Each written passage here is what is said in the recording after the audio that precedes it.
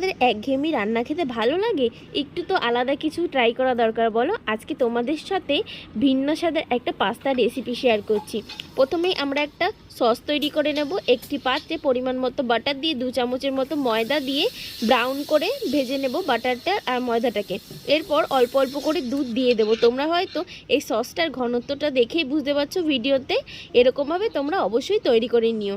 একটি পাত্রে পরিমাণ মতো তেল দিয়ে কেটে রাখা গাজর দিয়ে দেবো। আমি এখানে ছোট ছোট চৌকো করে কেটে নিয়েছি, তোমরা তোমাদের পছন্দ মতো কেটে নিতে পারো।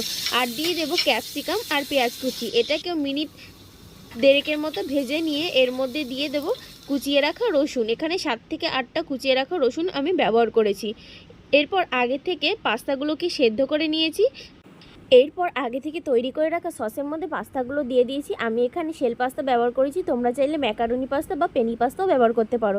এর মধ্যে দিয়ে দেবো সবজি ভেজে রেখেছি, সেগুলো দিয়ে দেবো স্বাদ মতো লবণ, গোলমরিচের গুঁড়ো, চিলি ফ্লেক্স আর কাসুরি মেথি দিয়ে সবগুলোকে মিশিয়ে নিলে তৈরি হয়ে যাবে দুর্দান্ত স্বাদের এই পাস্তা রেসিপি। আজকে রেসিপিটা তোমাদের কেমন লেগেছে অবশ্যই জানিও।